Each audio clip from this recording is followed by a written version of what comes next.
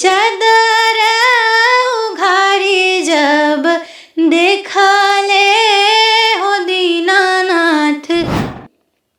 यही है शारदा सिन्हा जी क्या करके गई हैं हम लोगों के लिए। आओ अब शायद इस जन्म में कोई सिंगर डाल नहीं सकता है। हाँ शीतली बेअरिया शीतल दूजे पनिया कब देव देवता तू।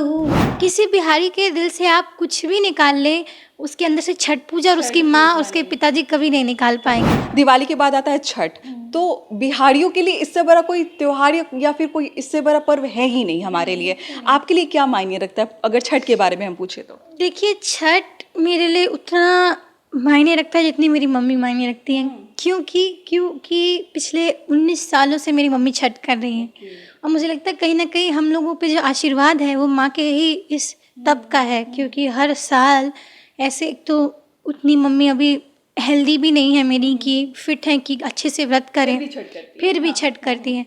तो मुझे लगता है कि छठ आता है तो मुझे अंदर से एक इमोशनल भी मैं हो जाती हूँ कि अरे फिर मम्मी का ऐसे छठ होगा, मम्मी व्रत करेंगी। पर उसके साथ साथ मुझे खुशी होती है कि हर साल जब छठ आता है तो हम लोग सब मिलके ऐसे सेलिब्रेट करते जैसे घर में किसी की शादी हो। तो छठ किसी बिहारी के दिल से आप कुछ भी निकाल लें, उसके अंदर से छठ पूजा और उसकी माँ और उसके पिताजी कभी नहीं निकाल पाएंगे। तो जितना स्थान माता पिता का है एक बिहारी के जीवन में उतना ही है छठ पूजा का। बहुत सुंदर जवाब दिया आपने। और जब मैंने पूछा आपसे कि भोजपुरी में आप किसको पसंद करती, तो आपने शारदा सिन्हा जी का नाम बोला था, जिनको शायद छठ का प्रतीक माना जाता है ना। आप दुनिया में कहीं रहें, उनके गानों को सुनकर आप कहीं और किसी। मुझे गूज़बम्स आ गया बोलते हुए कि उनका देहांत भी किस दिन हुआ, जिस दिन पहली अरग या खरना के दिन हुआ। एक तरफ लोग छठ कर रहे थे और एक तरफ घाट पे उनकी चिता को आग मिल रही थी। मुझे बोलते हुए भी गूज़बम्स आ रहा है कि माता रानी की भेजी हुई दूत थी वो छठ महारानी की, उसी समय माँ ने आके लेके गई। मतलब कुछ सुनाना चाहेंगे आप छठ को लेकर? मुझे उनका एक गाना छठ का जो मुझे हमेशा से मेरा फेवरेट है वो है आठी काठ की कोठरिया।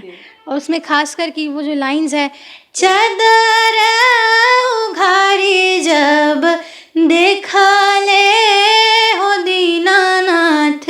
कौन एक गाना ऐसा है कि इसको गाते गाते कोई भी इमोशनल हो जाता है, पता नहीं क्या ध्यान में आ जाता है, या फिर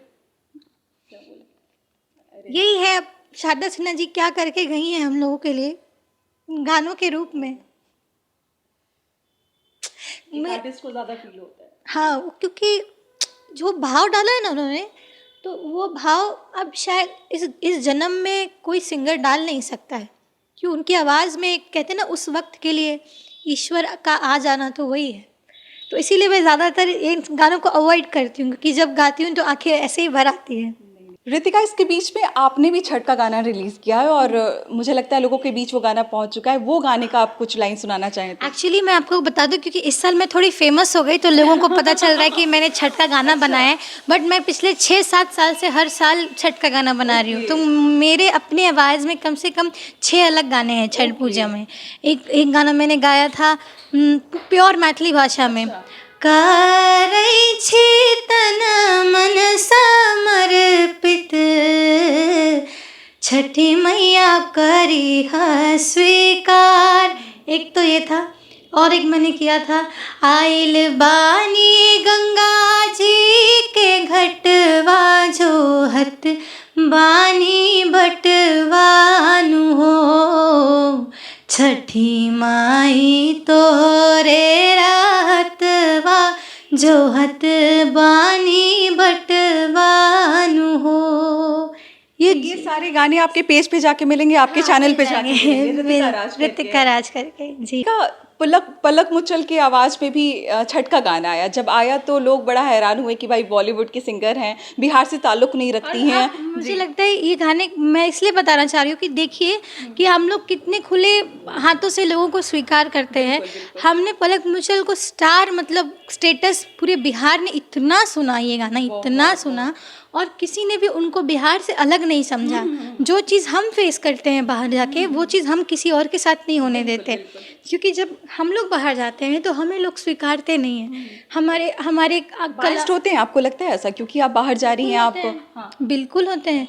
बिल्कुल आपको स्वीकारते नहीं हैं, आपको छोटा समझते हैं, सोचते हैं कि अरे बिहारी क्या कर लेगा, दिहाड़ी करने ही आया है। बट अब जब समझ में आ रहा है लोगों को कि बिहारी तो पूरा देश चलाने लग रहा है, धीरे धीरे पीपल आर रियलाइजिंग दैट इनसे ज़्यादा इम्पोर्टेंट शायद इंडिया के और लोग नहीं हैं। हाँ शीतली बेअरिया शीतल दूजे पनिया, कब देव देवता तू आके दर्शनिया, जोड़े जोड़े फलावा सूरज देव घटवा पे तिवाई चढ़ावेले हो, जल बीच खड़ा होई दर्शन ला असरा लगावेले हो। आज मेरा मन आत्मा सब खुश हो गया और मुझे लगता है जो लोग इस वीडियो को देखेंगे उनका भी एकदम अंतरात्मा खुश हो जाएगा और चेहरे पे एक स्माइल आ जाएगी। जो लोग आपको ढेर सारा प्यार करते हैं, इस वीडियो को देखेंगे या फिर आपको अलग अलग जगहों से फॉलो करने की कोशिश करते हैं, क्या आप उनको अपनी तरफ से संदेश देना चाहिएगा? क्या रितिका हमेशा उनके लिए कुछ ना कुछ नया लेते आएंगी? देखिए, सबसे पहले तो आप लोगों के प्यार और स्नेह के लिए बहुत धन्यवाद, क्योंकि जो इंसान कला के क्षेत्र में होता है उसको ऑडियंस ही बनाती है या ऑडियंस ही गिराती है।